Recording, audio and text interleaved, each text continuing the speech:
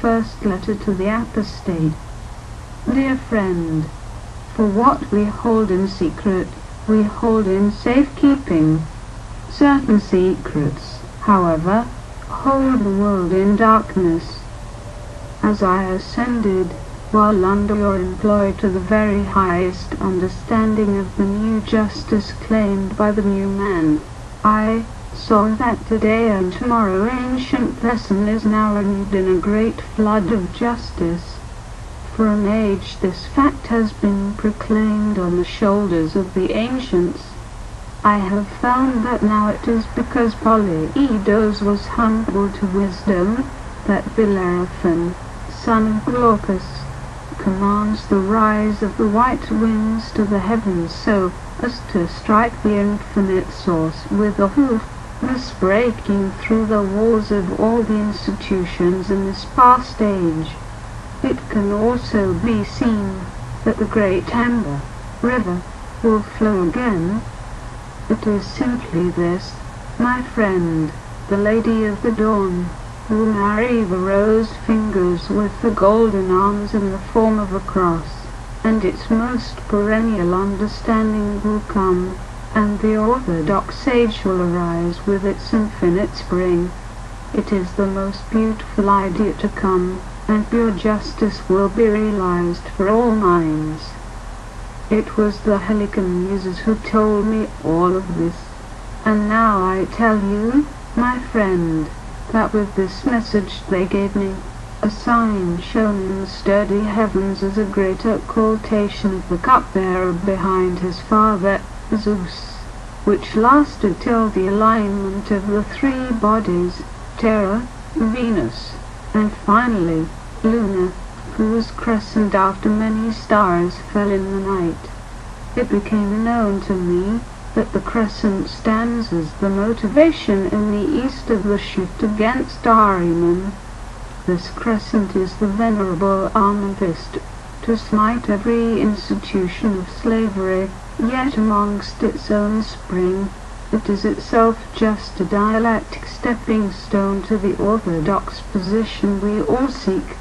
So, emanations, and their false traditions blinded in culture, have become subreptious. Child play and great liberty has cried out to a modern person from that old darkness. When I asked the Muses about this liberty, they said, "The infinite spring, you simple fool. The separation of man and God is gone with that age of duality, and the greatest magnification of God and man has now been revealed. This happens once an age, and in the closing, and only dogmatic, cowards look back in error. There is always the intuitive and illuminated that must break the fear and ideological holdings of the ones chained to the earth by their own works. Man will reach the heavens on the shoulders of the past, and can join with the infinite spring that is innate in all. As I pondered the great lights in the heavens that shone from their words, I saw that as Eridanos runs the entire length of the earth, the great work will be done.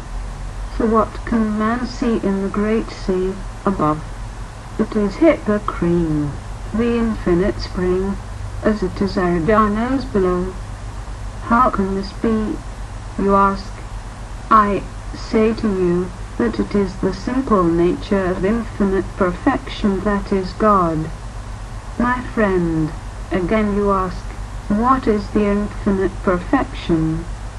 Certainly, we do not claim that perfection can be known in the material stuff of stars, because material is only the purpose of the perfection.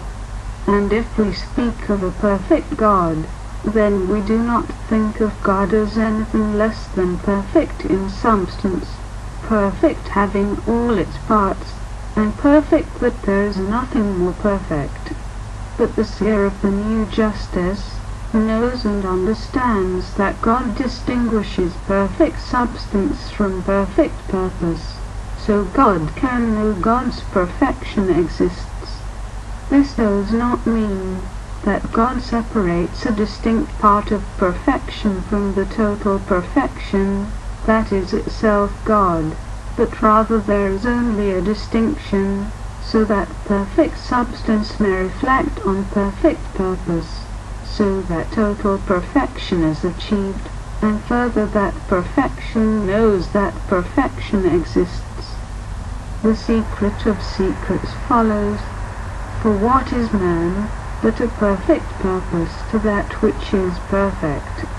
Some realize man is nothing less than perfect because he is from God, but we also know that man is made of the stars.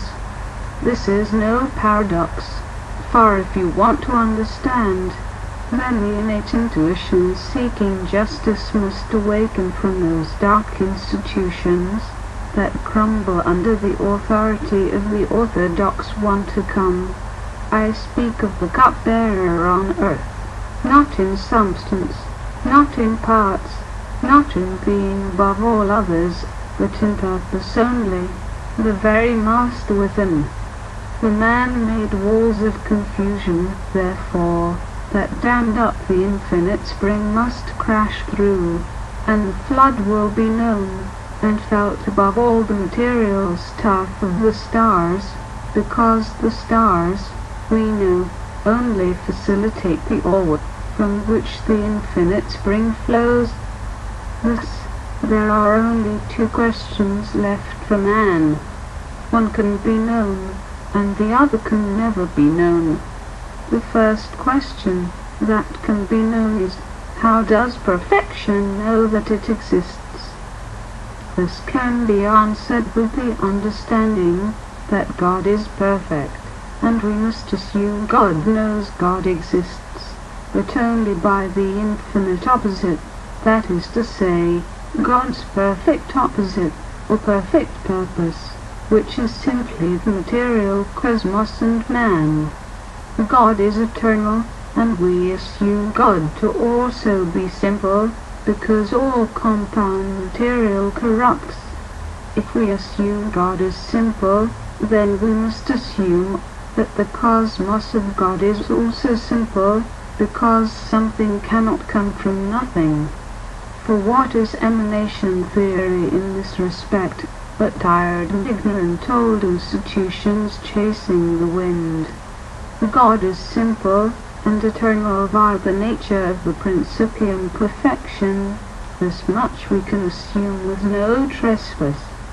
It necessarily follows that one asks, where does man come from then? Man, as some believe, derived from the mind of God. Man is therefore simple, like God, being a part of God. This much we know in our hearts, because the ideal is the most moral, and the most moral is the most durable to consciousness that can be conceived. This is the only justification for the ideal that one must assume. Additionally, durable is what a limited man knows as closest to perfection and to the good. Celebrate this. Man is simple, perfect by the nature of God's creations necessarily being perfect, and man is connected to the whole by virtue of being in the mind of God. Simply call out my name 1,000 times, and I further leave myself. Now, part 2.